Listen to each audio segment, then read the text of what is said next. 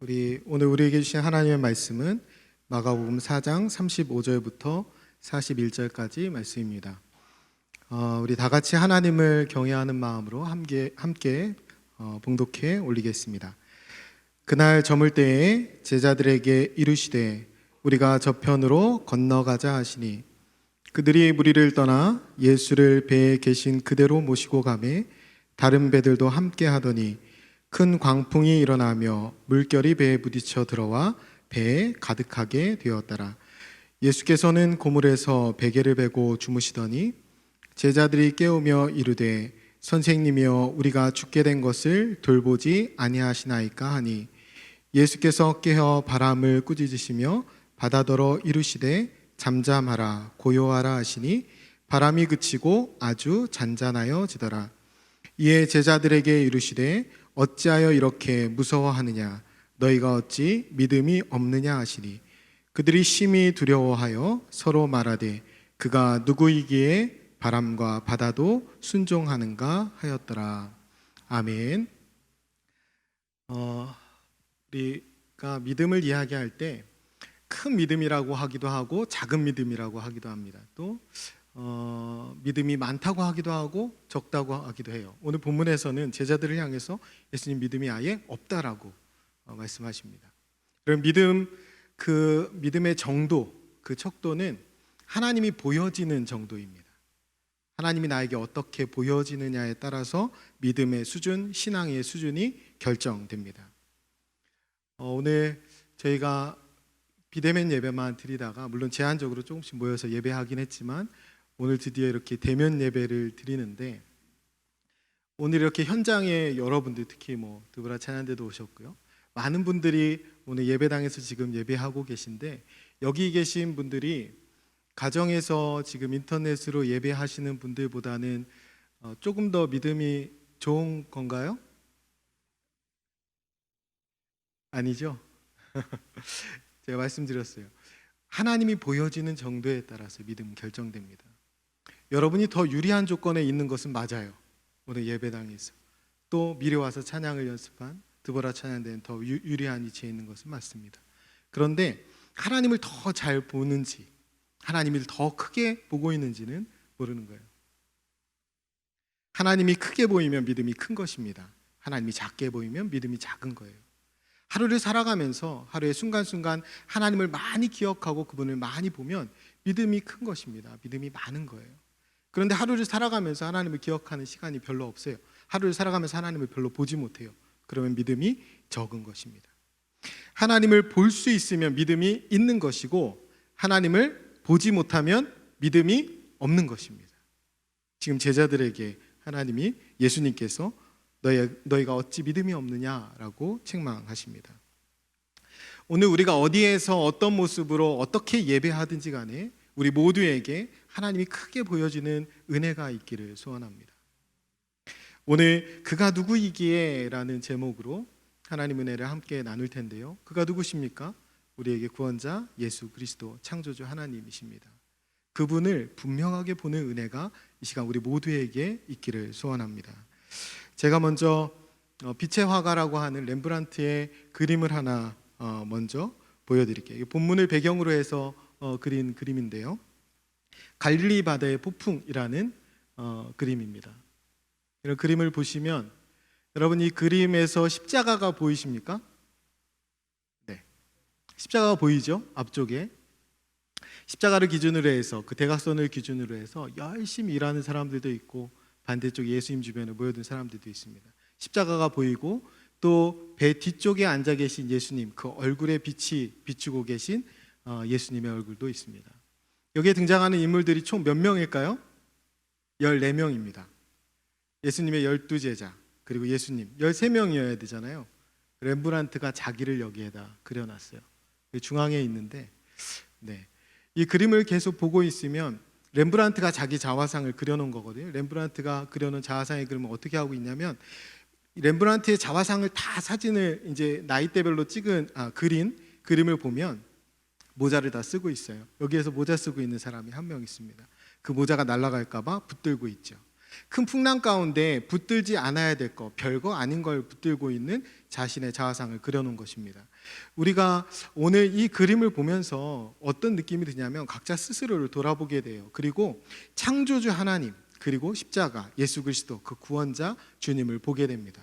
그리고 하나님을 경외하게 되는 거예요. 그런 마음이 드십니까? 이 그림을 조금 더 자세히 보면, 들여다보면 그런 마음이 분명 들 거예요. 직접 가서 보고 싶으신 마음 들지 않으세요? 근데 이거 못 봅니다.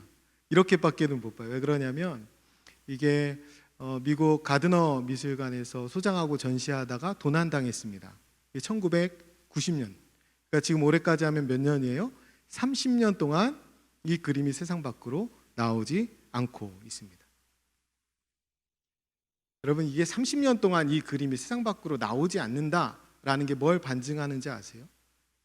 진품, 렘브란트가 그린 그 그림을 집에 걸어놓고 어딘가에 자기의 소유한 장소에 걸어놓고 그것을 매일 보고 있음에도, 둘 중에 하나예요. 절도죄를 저질렀거나 작물취득죄를 저질렀거나 죄인이죠.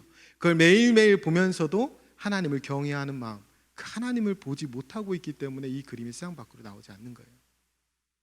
여러분, 우리가 이 본문으로 아마 수없이 설교를 들어보셨을 겁니다. 이게 마가복음에만 등장하는 본문이 아니라 마태복음과 누가복음에도 공이 등장하는 본문입니다. 여러분, 이 본문으로 수없이 설교 많이 들어보셨을 거예요.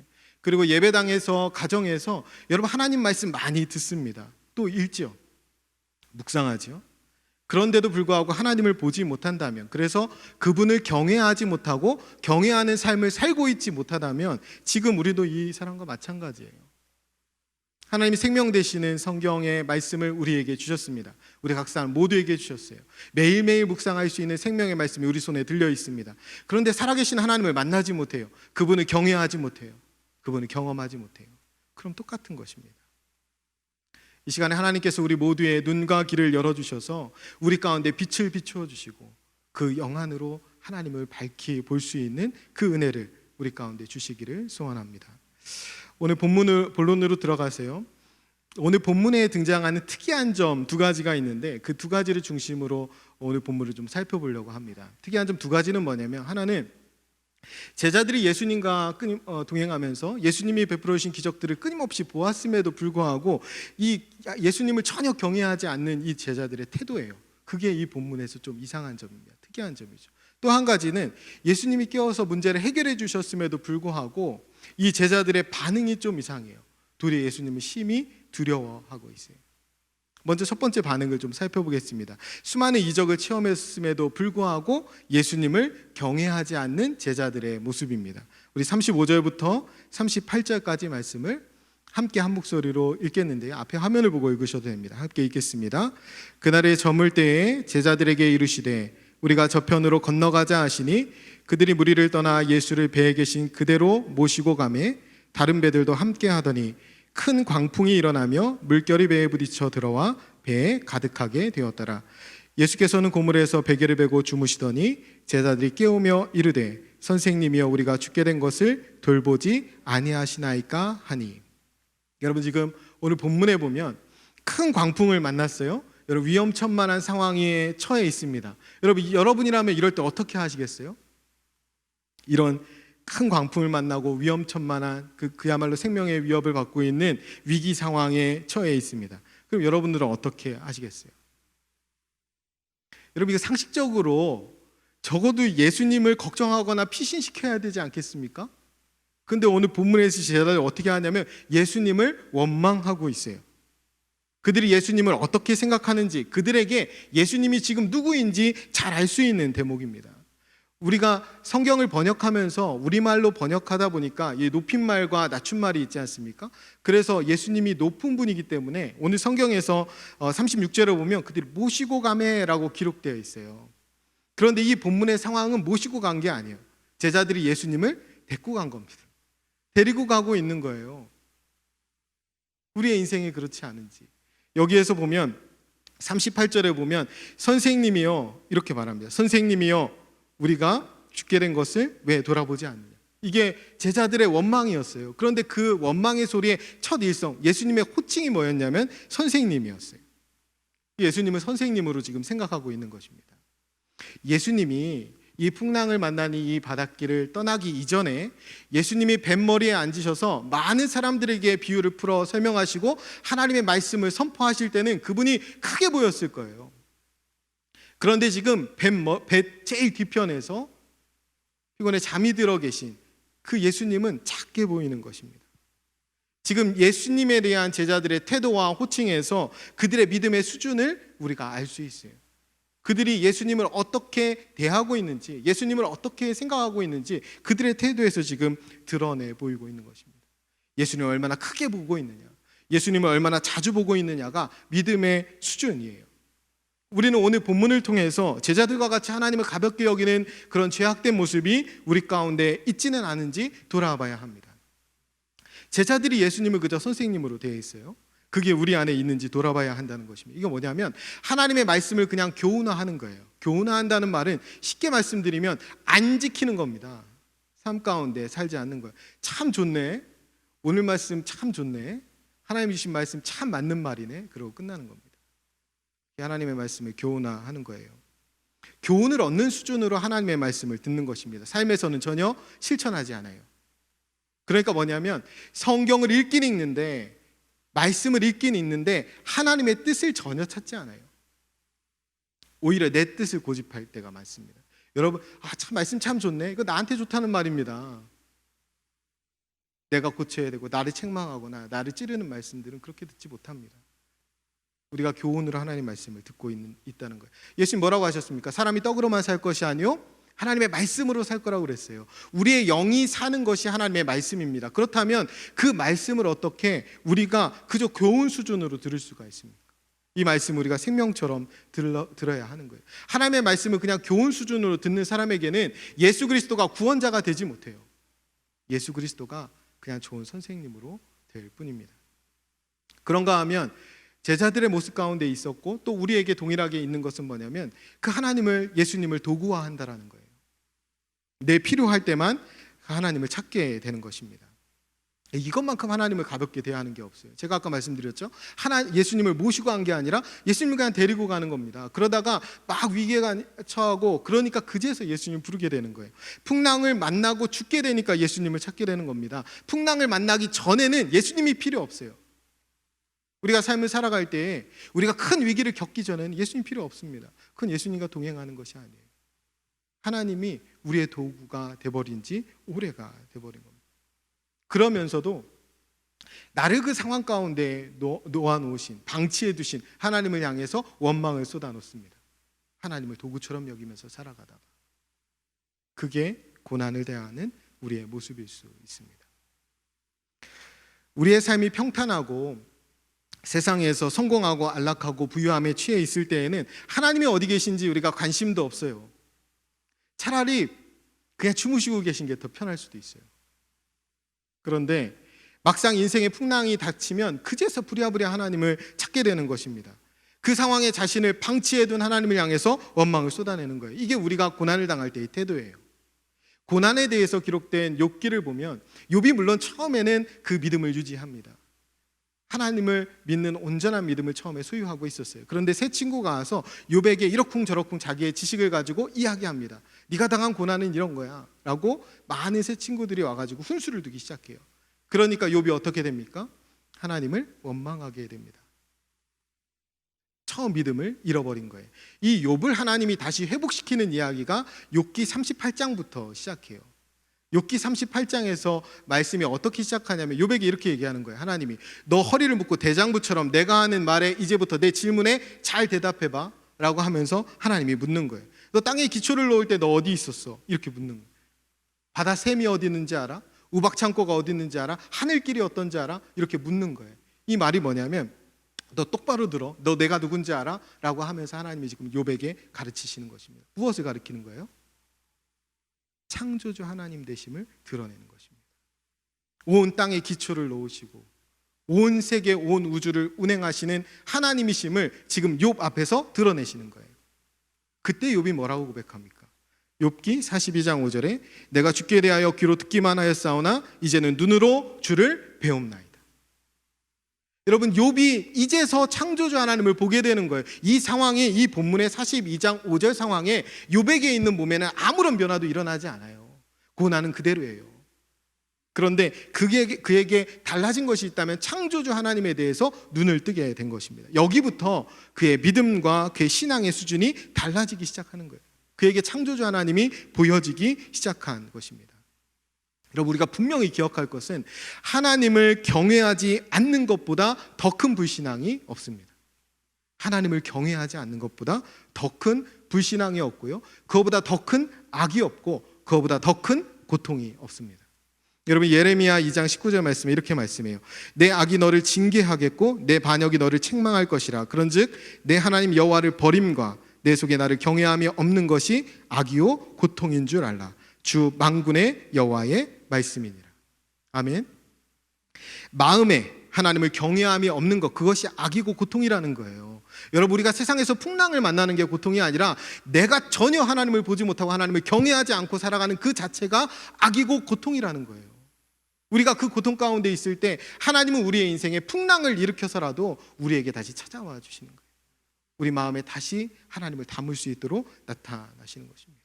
인생의 폭풍을 주더라도 우리가 폭풍 같은 시련 가운데서라도 창조주 하나님을 만나게 하시는 거예요. 욥기 38장부터 해서 여호와 하나님이 두 번에 거쳐서 욥에게 말씀하십니다. 그게 38장 1절부터 시작되고 또 두 번째 이야기가 40장 6절에서부터 시작돼요. 근데 똑같은 말로 선포하면서 시작합니다. 그 말이 이거예요. 그때 여호와께서 폭풍우 가운데에서 욥에게 말씀하여 이르시되, 두 번째 40장 6절에요. 그때 여호와께서 폭풍우 가운데에서 욥에게 일러 말씀하시되. 동일하게 반복되는 게 뭡니까? 폭풍우 가운데에서 지금 말씀하고 계시다는 거예요. 하나님을 경외하지 못하는 자들에게, 하나님의 믿음을 잃어버린 자들에게 폭풍 가운데 찾아와 주셔서 말씀하신다는 거예요. 오늘 제자들이 폭풍 속에서 창조주 하나님을 발견합니다. 제자들도 똑같죠. 이런 폭풍이야말로 우리가 하나님의 존재가 어떤 분인지 가장 선명하게 알 수 있는 그 공간입니다. 그 상황이에요. 그럼 특이한 바는 두 번째가 뭐냐면, 예수님께서 깨어 일어나셔서 바다와 바람을 꾸짖으시고 잔잔케 하셨어요. 그때 제자들의 반응입니다. 39절부터 41절까지인데요. 우리 한 목소리로 함께 같이 읽겠습니다. 예수께서 깨어 바다를 꾸짖으시며 바다더러 이르시되 잠잠하라 고요하라 하시니 바람이 그치고 아주 잔잔하여 지더라.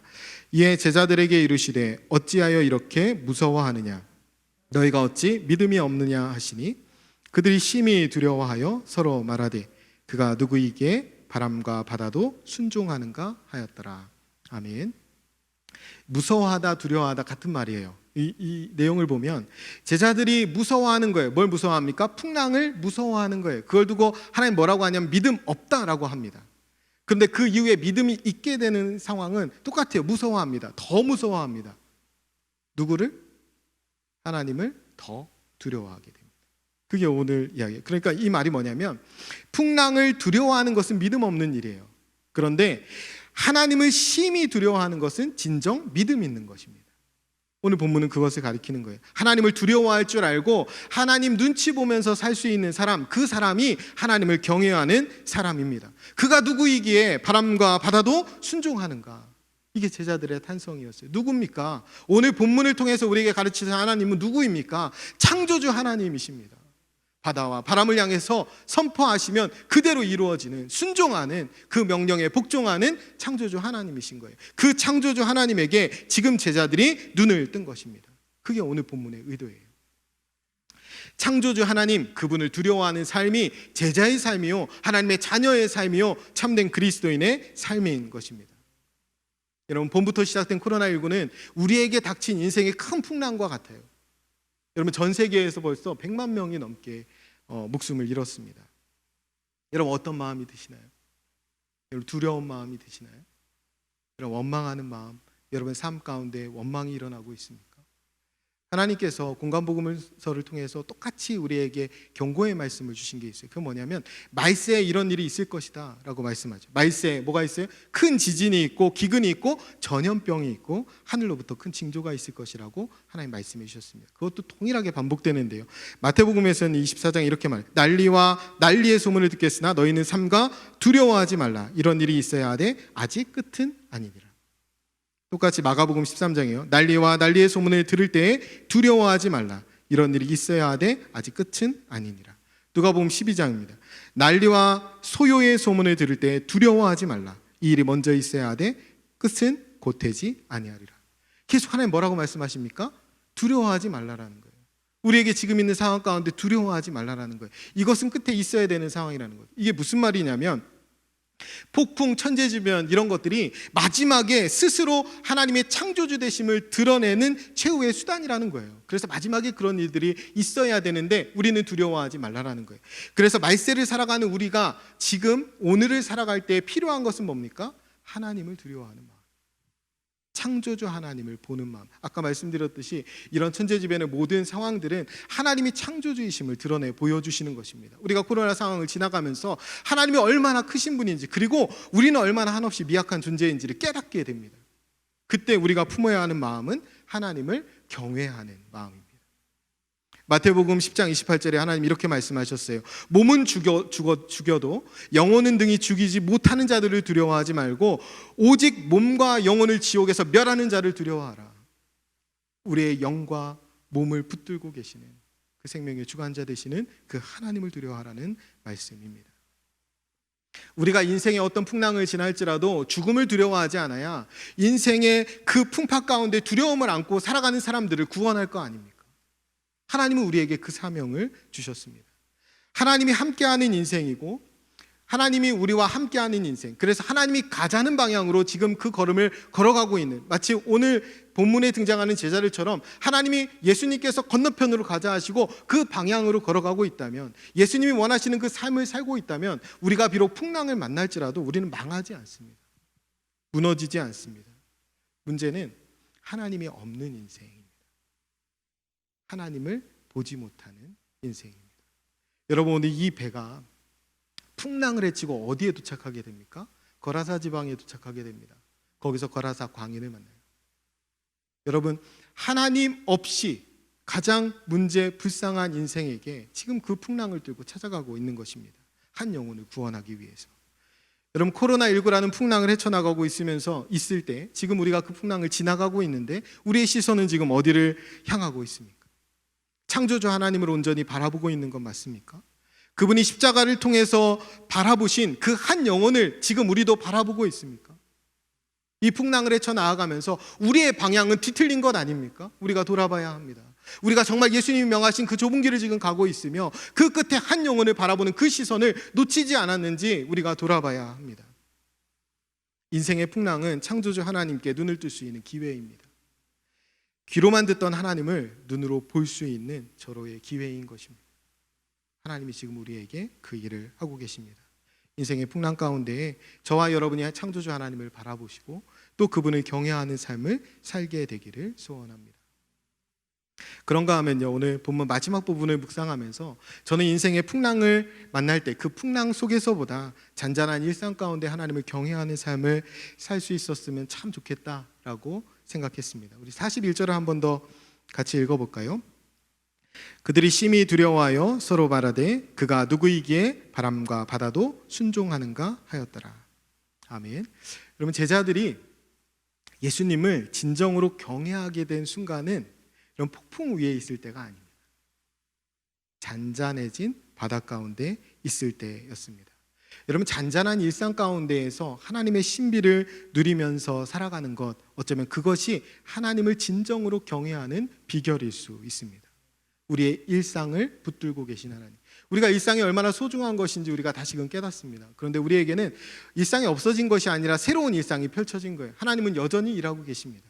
우리의 일상을 붙들고 계신 하나님, 그리고 오늘도 아름다운 가을날 그 가을 풍경을 만드시고 일상 속에 만물을 결신케 하시는 그 하나님을 우리가 경험하는 것입니다. 그 창조주 하나님을 바라보는 거예요. 그러면서 그분을 경외하면서 살아가게 되는 것입니다. 그것이 정말 더 중요합니다.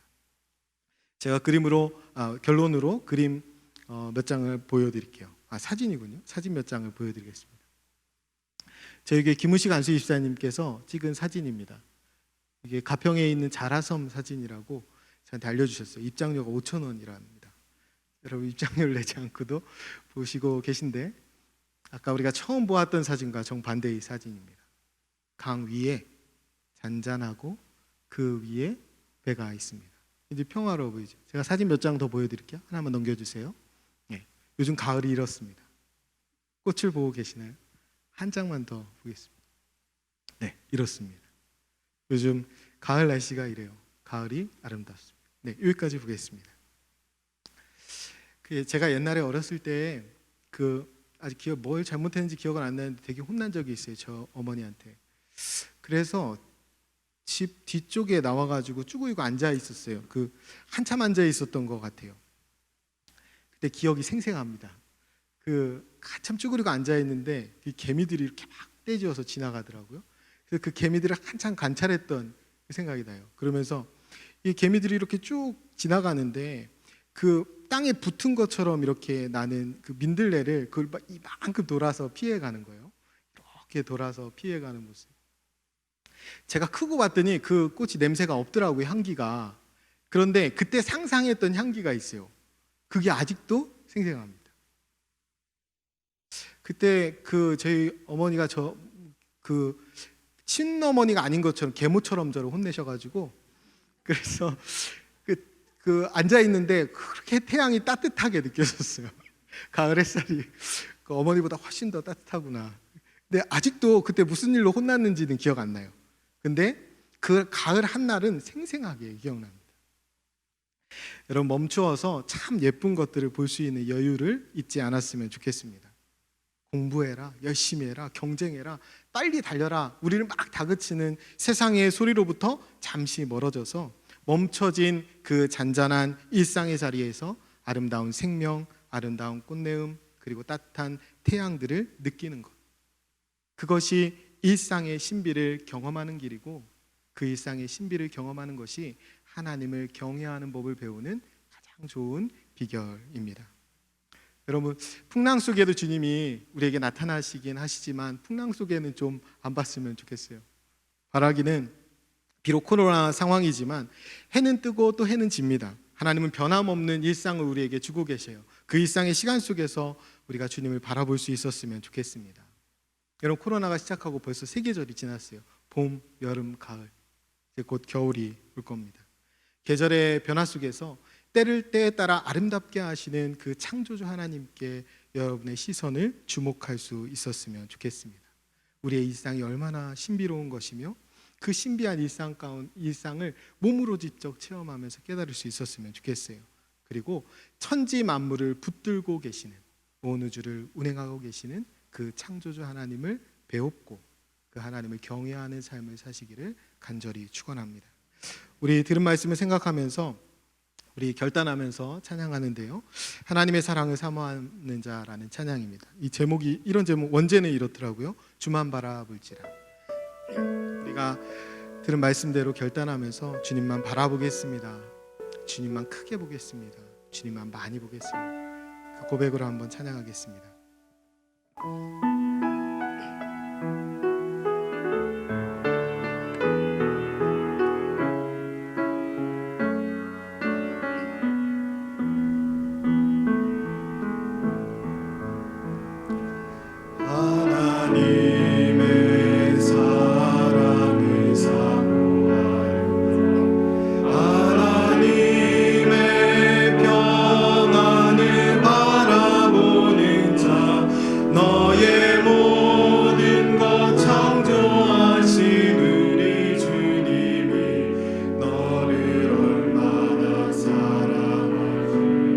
하나님께 찬양과 경배하면서, 하나님께 찬양과 경배, 하나님의 선하심을